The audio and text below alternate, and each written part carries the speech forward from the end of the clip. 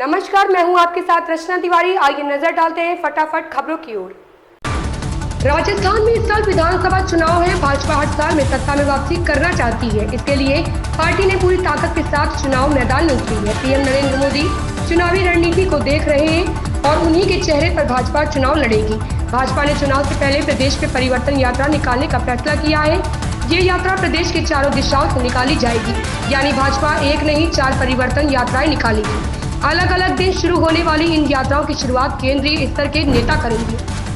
CM Ashok Gehlot ने एक interview में यह बात कही कि हालात ऐसे बने कि मैं अध्यक्ष नहीं बन पाया। यह 100 गुना ज्यादा अच्छा होगा और यह मुख्यमंत्री से बहुत बड़ा पद है। सीएम ने यह भी कहा कि कांग्रेस में हाईकमान ही लोगों को मुख्यमंत्री और मंत्री बनाता है, लेकिन यह सब भविष्य की बातें हैं। अशोक गहलोत ने फिर दोहराया कि सचिन पायलट को केंद्रीय मंत्री बनाने में मैंने सहयोग किया था। राजस्थान में सीएम केस के लिए बीजेपी में चेहरा नहीं होने के सवाल पर सीएम बोले, हमारे लिए बड़ी समस्या यह है कि वहाँ कोई चेहरा नहीं है। अटैक किस पर करें?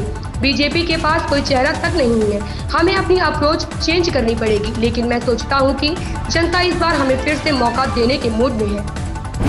चीन के सबसे बड़े संपत्ति डेवलपरों में से एक कंट्री गार्डन ने कहा कि इस साल की पहली छमाही में उसे 7.6 अरब डॉलर का नुकसान हो सकता है। मीडिया रिपोर्ट्स में इसका दावा किया गया है कि कंट्री गार्डन ने हांगकांग स्टॉक एक्सचेंज फाइलिंग में निवेशकों को चेतावनी दी कि जून तक 6 महीनों में 45 बिलियन से 55 बिलियन चीनी युआन, लगभग 6.2 बिलियन अमेरिकी डॉलर से 7.6 बिलियन अमेरिकी डॉलर का नुकसान दर्ज करने की संभावना है। पिछले साल की समान अवधि में कंपनी को लगभग 1.9 बिलियन युआन, 264 मिलियन अमेरिकी डॉलर का लाभ हुआ था।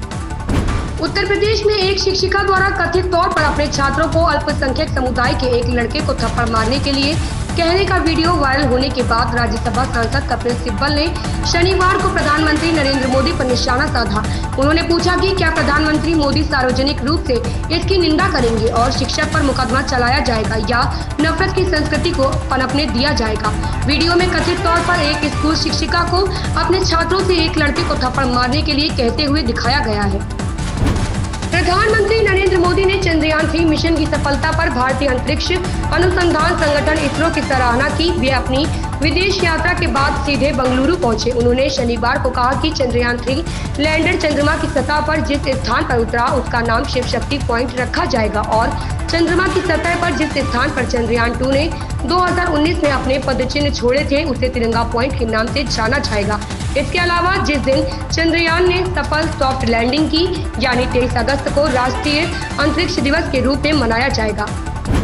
2 देशों की यात्रा के बाद प्रधानमंत्री नरेंद्र मोदी शनिवार सुबह बंगलुरु पहुंचे। हवाई अड्डे के बाहर नागरिकों ने ढोल नगाड़ों के साथ पीएम मोदी का स्वागत किया। इस दौरान पीएम मोदी ने जनता को संबोधित किया। संबोधन के दौरान पीएम मोदी ने एक नया नारा दिया, जय विज्ञान जय अनुसंधान। पीएम मोदी ने बंगलुरु में रोड शो भी किया और लोगों का अभिवादन स्वीकार किया। इसके बाद प्रधानमंत्री नरेंद्र मोदी ने बंगलुरु में चंद्रयान 3 मिशन में शामिल इसरो प्रमुख एस सोमनाथ और टीम के अन्य वैज्ञानिकों से मुलाकात की।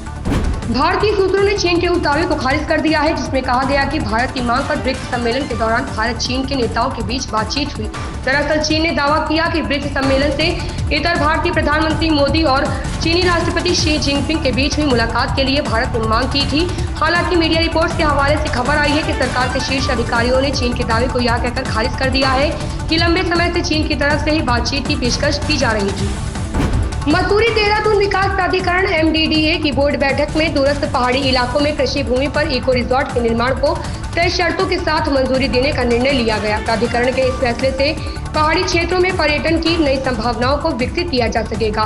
ग्रीन बिल्डिंग, सामुदायिक केंद्र, योगा सेंटर व प्राकृतिक चिकित्सा केंद्र इको रिजॉर्ट की खासियत होंगे। यह रिजॉर्ट योगा, पंचकर्म, आयुर्वेद के जरिए उपचार की सुविधा उपलब्ध कराएंगे। वहीं इससे क्षेत्र के युवाओं के लिए रोजगार के दरवाजे भी खुलेंगे। इको रिजॉर्ट के जरिए स्थानीय उत्पादों को भी बढ़ावा मिलेगा। कांग्रेस नेता राहुल गांधी 3 दिन के निजी दौरे पर शुक्रवार को श्रीनगर पहुंच गए हैं। आज सोनिया गांधी बेटे राहुल से श्रीनगर में मिलेंगी। कांग्रेस के एक वरिष्ठ नेता ने इस बात की पुष्टि की है कि शनिवार को सोनिया राहुल से मिलेंगी।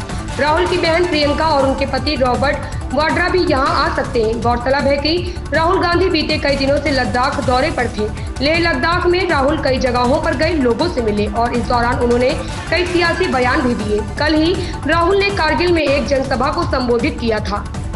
दुलकर सलमान के प्रशंसकों के लिए निराशा लेकर आया शुक्रवार का दिन। आयुष्मान खुराना के प्रशंसकों के लिए संतोष का दिन रहा। दुलकर की गैंगस्टर फिल्म किंग ऑफ कोठा तमाम प्रचार प्रसार के बाद भी हिंदी में शुक्रवार को रिलीज नहीं हो पाई। वहीं फिल्म ड्रीम गर्ल 2 अपनी पिछली फिल्म ड्रीम गर्ल का रिकॉर्ड बेहतर करने में कामयाब रही। आयुष्मान खुराना की इस फिल्म ने रिलीज के पहले दिन दहाई का आंकड़ा पार कर लिया है और ये उनके करियर की अब तक की सबसे ज्यादा ओपनिंग लेने वाली फिल्म बन चुकी है। फिल्म गदर 2 के कलेक्शन में भी तीसरे शुक्रवार को भारी गिरावट देखी गई। वहीं अक्षय कुमार की फिल्म OMG 2 की सिनेमाघरों से विदाई की तैयारी हो गई है। इन खबरों में बस इतना ही। बने रहिए हमारे साथ।